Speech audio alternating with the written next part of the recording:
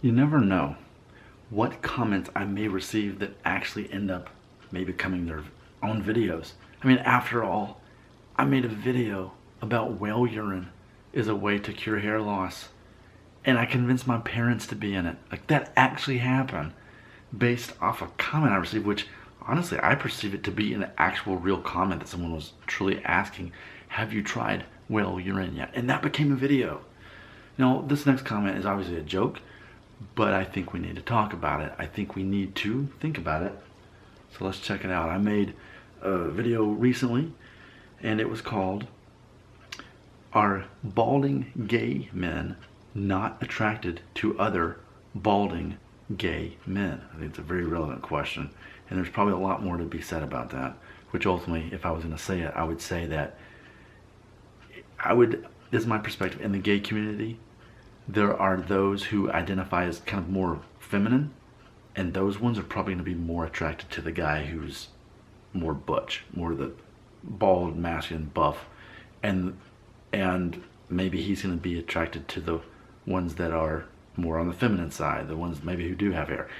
That would be my theory, that ultimately in the gay community, among gay men, they still kind of put themselves in categories of who's more feminine, who's more masculine. They're still kind of attracted to each other in that own. I could be wrong. Leave comments about it, and we might talk about it more. I think that's relevant for discussion here.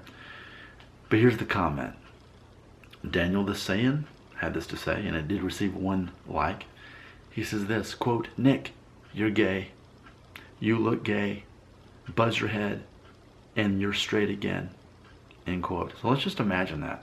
Let's imagine that I look gay because I have hair. But if I shaved my head, I would suddenly be not gay anymore. I would become straight by having no hair. So let's just imagine that. It's an exercise worth participating in. Imagine if it were really that way. Imagine a world where you see all these straight men who are undeniably the masculine men in the world. Well, I guess whether they're straight or gay, well, no, in this scenario, ultimately, if you're a straight guy, you shave your hair. It's almost like in the Middle East where like all the men, like I guess, have to go beards. In a lot of countries, their religion, and I think even not just with Muslim, but also with Sikh, like they have to grow a beard. That's part of being a man. You have to grow it. You can't shave it. Well, imagine similarly, in order to prove that you're straight, you'd have to just shave off all your hair. Meanwhile, if you're gay, you can't shave your head. You have to have hair. Even if you can't grow it, I guess you have to get a hair transplant. You have to wear a hairpiece. You have to take Propecia in order to prove to everybody that you're a gay man and that you're attracted to other men. Imagine if it were actually that way. So we would just see mostly men with shaved heads, and the moment you start letting it grow out, like people would say like, dude, you gay?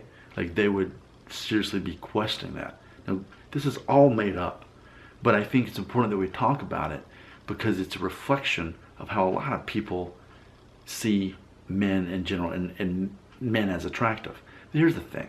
It's not as simple as if you lose your hair, you're going to become ugly, so you need hair to be ugly. We already know that so many men are actually more attractive when they shave their hair off.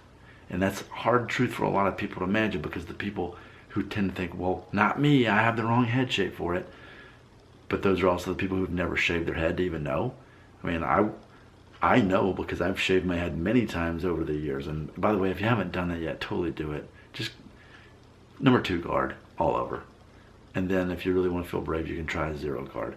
I first started buzzing off my hair when I was in college. I was 21 the first time I did it.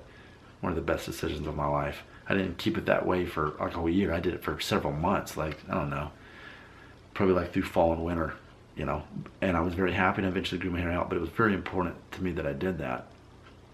But it is funny just to think if things were such extremes that, and let's just really imagine this one more time, and then that's in the video.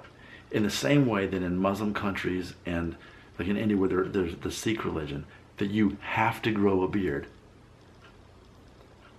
Imagine if that were a way, like for the rest of the world, but regarding your hair. Forget about your beard. The fact is, if you're a straight man, you have to shave your hair all off and keep it all off. Mr. Clean, Bruce Willis, you have to keep your head shaved or buzzed to prove that you're a masculine man. Only the men who have hair, who let their hair grow at all, they're identifying as gay.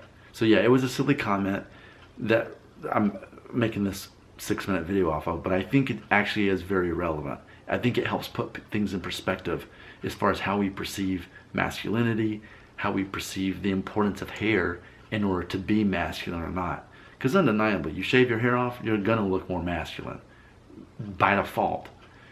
So it is interesting to put things in such extreme perspectives. I know you have to have some comments now, right? And I think there's a good chance it will lend to more conversations on this topic. Comments belong right here.